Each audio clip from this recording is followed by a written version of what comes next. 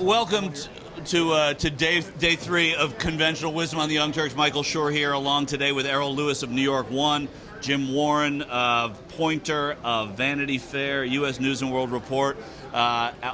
Jim, even though he'll tell you he's from Chicago, originally really a New Yorker, for a time a New Yorker. Errol in New York. It's really the New York Three today. I grew up. Well, I know, West 75th. But I heard you say that you're from Chicago just now. So you can't say, if you're on West 75th, you can't say you're from Chicago, right? I'm still getting pissed off over the Yankees and why they have no farm system. And I'm living on north side of Chicago. I never got over them trading Chris Chambliss. So it's I left. My whole room was decorated in Chris Chambliss for a while, the first baseman at that time. So Conventional Wisdom is an unconventional show, and that we're not really here to. Well, we will cover the politics. We'll cover what happened last night, a little bit of tonight, a little bit of today, but just kind of the feel of what it's like here in Cleveland now. So, Jim, you've been a journalist. This is not your first rodeo coming here to this convention. When you get on the plane to leave for Cleveland and to see what this is like, what are you expecting at this point? Well, the first thing, to be honest, I was expecting my 7-year-old to be a little more inclined to go to theater day camp, which he wasn't, which has caused gigantic childcare problems for me as I sit in Cleveland. I expected not a whole lot of news and an exhausting experience. There's not necessarily a whole lot of news, but it's an exhausting experience. I find it fascinating, particularly living in Chicago. I'm reunited with lots of folks, both in the political realm and in the media realm, who are really bright, smart folks. So I just sort of email or maybe occasionally call. I find it of inestimable value as far as building sources. I just find it absolutely terrific. And I also, knock on wood, that I'm near the tail end of my career, because the guys who are working these things now are working 10 times harder than I ever did because of the multiplicity of platforms that they have to labor for. I mean, back when I started doing this, you had to worry about the next morning's newspaper. These folks are working far harder, and as a result, I think they're far, far sharper than we were, generally speaking. That's an interesting take, because ordinarily you think people would say, in our day, what we had to do was this, this, and this. Now they're saying that there's even more work. Errol, you came from New York. You're here, as an emissary of New York One in a sense, but you're also after stories because you're a journalist. Are you having trouble finding stuff at a convention where it's more about the media, where the ratios are so disproportionate? Well, not really. I mean, there are a couple of things that are worth noting. First is that in some ways it's a media convention. I think there's something like 5 journalists here for accredited journalists for every delegate. So, there's a lot more of us than them. And, usually by the end of these conventions, I've noticed that people in the media are interviewing each other, right? Which is a sure sign that we've exhausted all the real But we news. haven't. That was the mission of this show from the get-go. So just as this has nothing to do with. An exception. Yeah, okay. This is a show about But when that. you see, breaking news reporters interviewing one another on an empty convention floor, you know that the whole thing is over on Friday morning. But more seriously, for us, because I do a local news program, it's called Inside City Hall every night in New York City. This is nirvana, right? I mean, to have 2 New Yorkers as the nominee. Right. Local politics and national politics converge and are indistinguishable at this point. I interviewed Donald Trump, at Trump Tower 5 years ago. Right. I interviewed Hillary Clinton I don't know how many times, not just when she ran for president, but as a U.S. Senator from New York. So we have a lot of history, and we pride ourselves as sort of the home team in finding angles that others are going to miss. So I've been staying in the hotel with the New York delegation, talking about the effects up and down ballot of the rising stars within the New York delegation who are trying to either benefit from this or maybe trying to steer and maneuver around it. No shortage of stories whatsoever. It is kind of interesting to see, though, the role of media generally in these conventions, because there is, very much as Jim says, there's a different kind of a work schedule. And I find myself, because I'm still filing columns to the Daily News and also writing some things for CNN.com here and there, as well as a blog for my home channel, as well as doing the broadcast up until I'm tired of almost listening to midnight this, every yeah. night. It's a lot Yeah. more work. It's Yeah. a lot more work, and you're supposed to, and you have to kind of keep your eyes open in different ways. So just walking to the arena, I've usually got my phone in my hand with the photo app up. Right. So that when something striking happens, and something will, you can just pull it out and record it, and then figure out later how to distribute it, how to cultivate it, how to follow it up, or Sort do of work other stuff around with it, right? Absolutely. You brought up the New York delegation, Errol. Donald Trump is a lightning rod in New York. He always has been. You work with sort of near Bill de Blasio every day.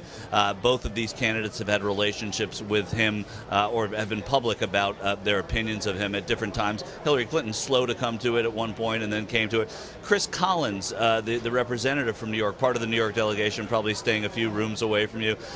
He was the very first member of Congress to endorse Donald Trump. Absolutely. You know, how has that affected him in New York? Is he a sinking star or a rising star because of that? Well, you know, it's an interesting point. I mean, the reason that he got on board, I think, has to do with a theme that not a lot of people have picked up on. He's a business owner in Western New York. Western New York is only, in the Buffalo area is about a couple of hours from here. So it's really part of this same so-called Rust Belt that includes Detroit, Cleveland, Buffalo, Youngstown.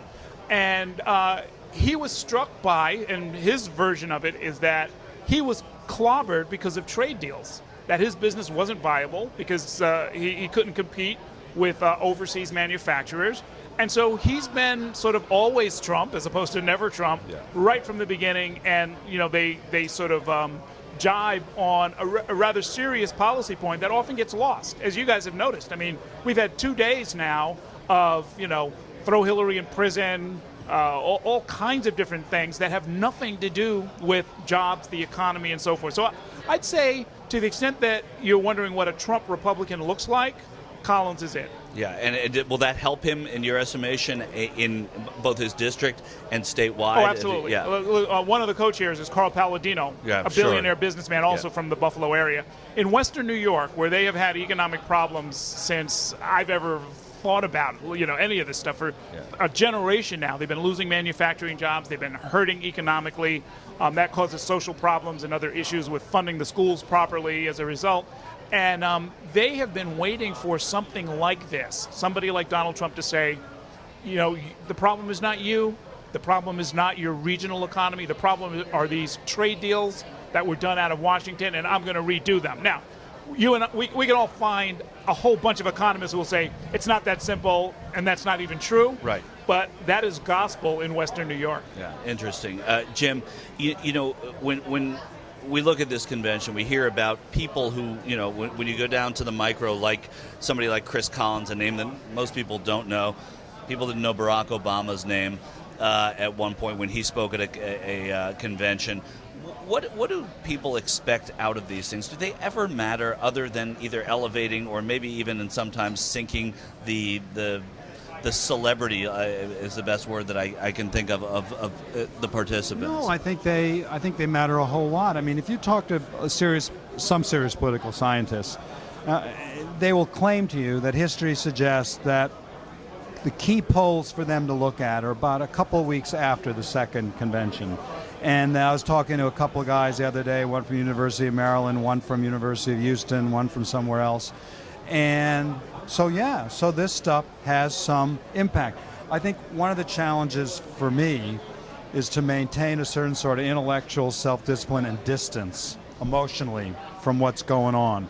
I think it's very easy to be facile about the spectacle and about what ideologically may strike you as errant, and forget how this may or may not be resonating out there, which is why talking to a representative from a different part of the state than where you live or where I live on the north side of Chicago can be an interesting window onto what's going out there.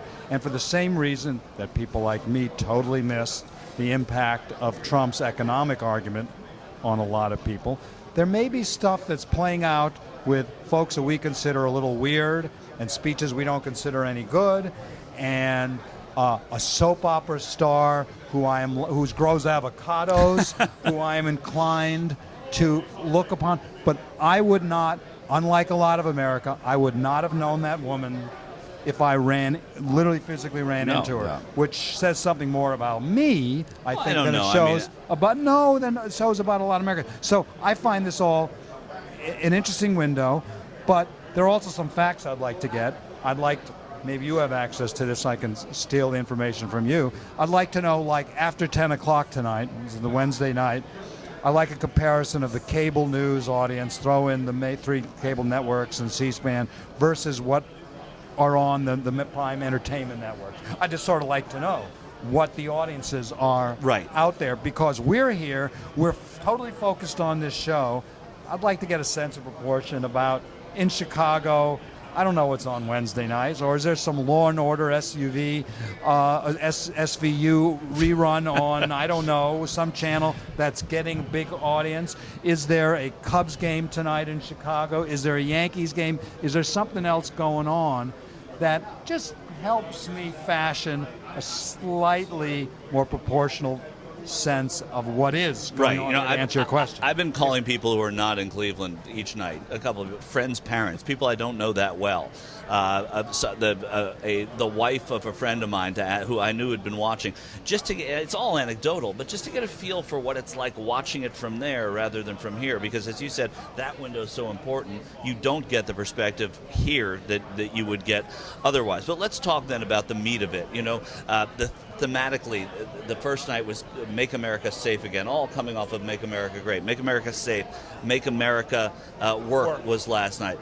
Did you hear anything there? And again, it's about precedent. Have we ever heard anything in the first 2 nights of a convention that has changed the course of a race? I don't expect any of you to have that at your fingertips. I don't see that. I don't feel that generally when I've watched these things, and I certainly haven't seen a cognizant or I should say a cohesive message. I haven't been cognizant of a cohesive message coming from the Republicans. It seems very disorganized. Well, I mean, what it's supposed to be is it's structured as a sort of a 4-act drama, right? Where you sort of first you have to get some of the formalities out of the way. But the first is traditionally this is sort of traditional, but they're putting their own spin on it. You kind of make the case against the incumbent. There's a crisis. There's a problem, right? That's how any good drama would start. That they've done. Yeah, that they've been very good at. They've been very eloquent about that. Right. In the second act, you're supposed to sort of say, what can we do about it? And that's usually where you'll hear a lot of the policy prescriptions really hammered on. The third night, the vice presidential candidate, hey, there's some hope. We've got a guy here, or a gal, who has some ideas, and they've got some personal qualities, and you don't know this person, because a lot of people usually don't know who the vice presidential pick is. And all of this is leading toward, and here is the leader who's going to get us through all of this stuff. That's generally how it's structured. Right. Now, Trump is scrambling a lot of this stuff. I mean, he shows up the first night, he has this whole sort of family running throughout it, so that instead of it being sort of toward the end, people vouching for the personal qualities of this great leader and the policies that we heard about, earlier in the drama, we're not hearing anything about the policies. All we're hearing is the family saying that, in effect, this man is the policy. His personal qualities are what matters. So we haven't heard anything about trade, which is one of his big sort of themes that he's run on and won on. We haven't heard much, even on the Make America Work night, you didn't hear very much about what he was going to do. You didn't hear the standard litany of what to do with the tax system or what to do with various incentives. It never really materialized. So we've got a different kind of a convention, a different kind of a party.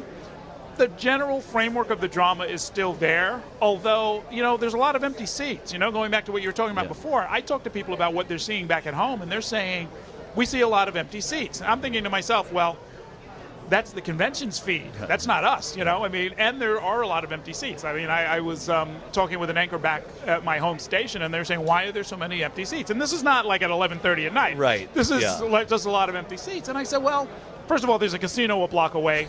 Don't rule that out. That's why my seat's empty.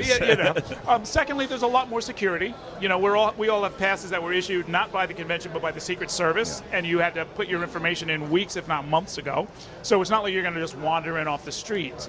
And then I guess thirdly, the Republican establishment here in Ohio, led by John Kasich, the Ohio governor, who is not here and will not come here, they didn't do what you would normally expect the local political machine to do, which is make sure those seats are filled with people who are cheering and wearing a T-shirt or waving a sign or whatever the heck they're supposed to do. Right. So all of that combined shows that we're in a transition period, arguably, or it's just poor management of what is, by now, a very scripted 4-day presentation that we call political conventions. What you say about those empty seats is true. I went back and looked at some of the Tampa stuff on C-SPAN, and because I saw here that a lot of the seats were empty behind and to the right and left of the stage. In Tampa, they were full. I thought, maybe it's like at a concert. Sometimes they're empty behind the stage, bad right? Seats, right? Yeah. Probably you got bad seats. You bought them the day before. You bought them outside. But the seats in Tampa, all the way up to the stage, full of people, and that was also a convention that people thought was a little lackluster in terms of energy and whatnot. Building the candidate up, starting day one, day two, the various Trumps sprinkled throughout. Have they, we've only heard from two of them. We've heard from the Melania, we heard from the daughter Tiffany, Donald Jr. last night. Their goal to build, to soften this person, to make this icon a person, right? And that the Romney family did a beautiful job, I thought, of that in Tampa. Didn't win the presidency, but you saw a real Mitt Romney coming from his son, and I think a really superb job by Ann Romney 4 years ago.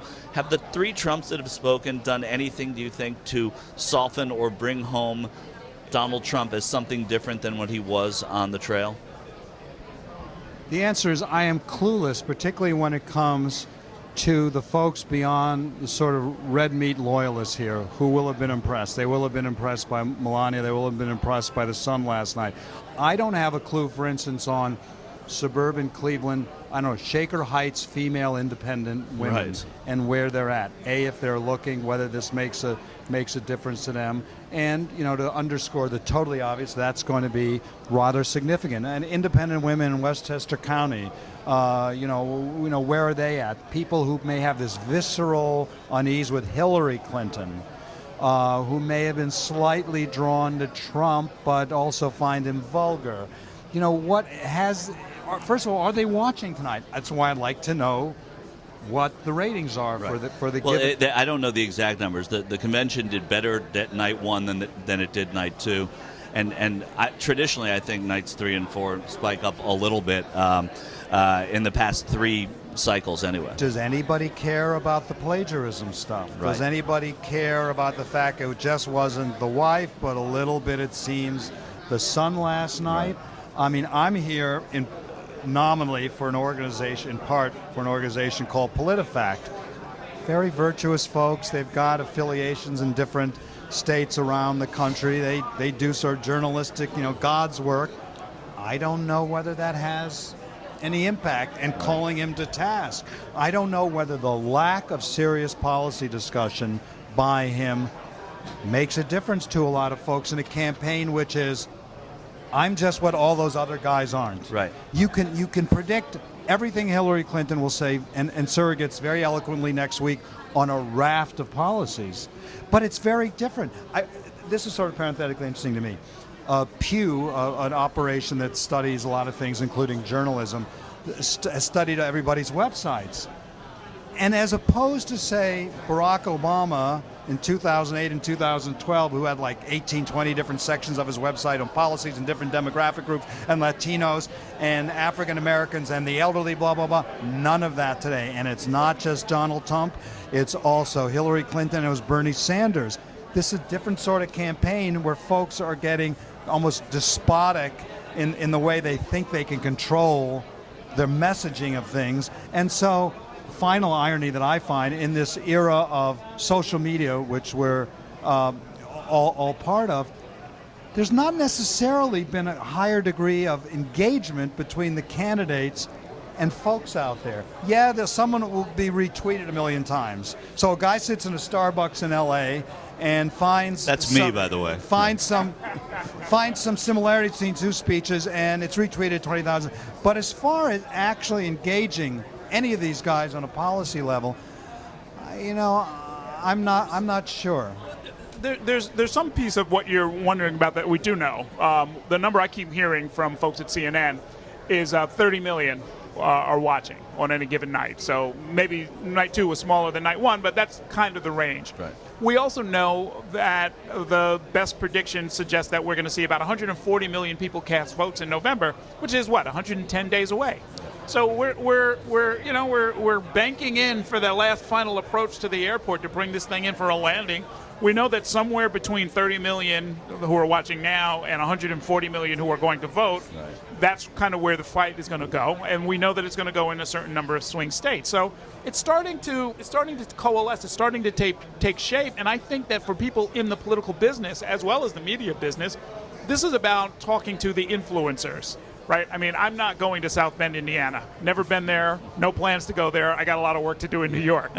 However, if they're watching what I talk about on the air, or if they're reading something that you write, then you're part of a conversation. I think that's where the political professionals, at least, are trying to sort of get their targeting done, so that people who watch soap operas, for example, that was a message. Some of these convention speakers are aimed squarely at those people. I get the feeling that none of us watch those soap operas, and it's easy to mock it and so forth, unless you realize. And I have 3 older sisters, and I have 5 sisters-in-law, and that plus my wife. People who watch soap operas watch them a lot, and there's a certain amount of credibility that goes with it, and it's actually smart politics to have them involved in the campaign. So. Right. There's a lot of stuff that is, I think, kind of off the websites. A lot of this stuff is held closely to the vest. A lot of it does involve directly reaching somebody. So they'll send an email to soap opera watchers, and I won't get that email, nor should I. Let me ask you a question. Take the folks that you know and cover well in New York City. If you had a crystal ball now and could find out which way some group, subgroup was going to vote, is it Asians in Queens? Is it, the second generation Eastern European ethnics out on the island? Who is out there who you think are truly undecided, and you would love to go to a sports book in Vegas with knowledge of what they're going to do? Well, you said Asians in Queens, not Asians and Queens, right? Okay. I will tell Asians are Queens, frankly, the way trends are going. But I can tell you this. A demographic that this campaign, the Trump campaign, is concerned about and is not doing well with, college-educated white voters. College-educated, college and beyond, that includes lawyers, professionals of all kinds. 60% of them are not supporting him. And when you hear and you delve into, a little further into what they don't like about him, they're saying he's not qualified to be president, and they're saying they think he's a bigot. They think he's racist. Now, you can move some of I think on, if there's a perception of intolerance or bigotry, you can move that around. There's some wiggle room on that. The core question of is he competent? Is he qualified to actually lead this nation and run the federal government and the armed forces of the mightiest army in the world? This is a serious question, and they've got 110 days to turn that around. So generally speaking, there are 2 things you can do. One is you can try and make the case and try and make those people satisfied. Bring out some people to vouch for you, some of the retired generals and so forth. The other thing you can do is say, you know what? I don't know what's going to happen with this, but let me just tear down and disqualify my opponent.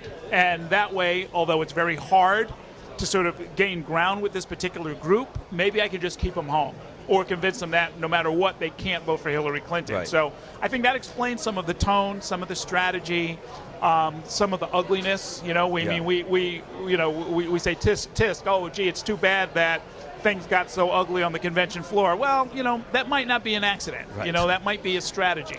Then there's a guy I'd love to also ask you about, because I'm not sure how it'll play out. There's a guy who's not here who could play a huge, significant role, and that's Barack Obama.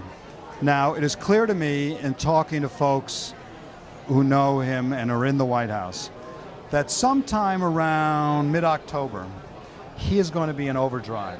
He is going to be out there for Hillary Clinton. Right. He is a lame duck. He's going to put aside, he's going to put aside, the king rules, notions of it. He is going to come out absolutely firing. and one of the more adroit politicians of his generation. Beloved by his party right now, too. If I had a crystal ball, I'd love to know what will the impact when he is out there really trash talking Donald Trump. I'd love to know. I don't know that he's going to trash talk Donald Trump as much as he's going to try and energize the Democratic base and get them out. I think that's what the Democrats feel is what they need more than trash talking Donald Trump. I think that they feel like Donald Trump is their best surrogate in a way. Well, and Barack Obama could be their second best. He is. I'll tell you, the one I'm really waiting for is Michelle Obama. If she's going to go out on the campaign trail, that will really move things, because who are the most loyal Democratic voters? By far, if you strip it all the way down, and this actually sort of predates Obama, but he certainly cemented it, black women voters. Right. They are the most loyal Democratic voters. You've got to get every last one of them out that you possibly can.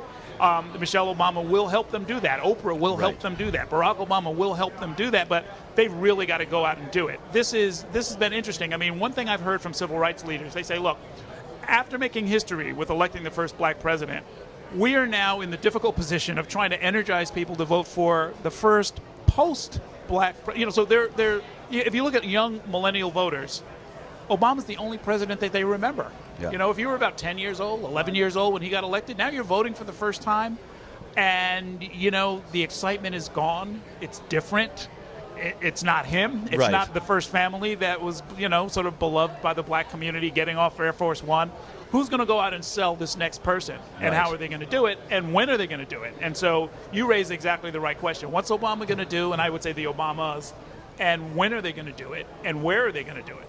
Yeah, well, they're going to do it starting around mid-October, and I'm sorry to disagree. He's going to come out guns blazing and trash. Joe Biden's going to do that. Trash? No. Watch. Obama's going to do it because there is a deep, visceral disdain on his part personally for Donald Trump. But he's going to do it. He doesn't go there. That's not what he does with his disdain. He outsmarts those that he disdains, and I think that's part of what is going to happen. And well, that's true. Yeah, and I think Joe Biden's going to be a big part of it too. Come fourth week in October, if you're in Chicago or I'm in LA for some other reason, someone buys the other lunch. That sounds like a fair deal. I say you're going to see a very unbridled Barack Obama, yes, who will probably make the case for Hillary Clinton more eloquently than she will make the case for herself. Yeah. But he's also outraged. He's personally outraged at Trump. He's going to come out after him. But payback is owed after his the birth goal of is to get the Democrats to vote. The Democrats who are not as inclined to get off their asses and go out and vote for their candidate this time. But in any case, Errol Lewis, Jim Warren, I look forward to our steak dinner in whatever city it'll be. I'll come to New York. A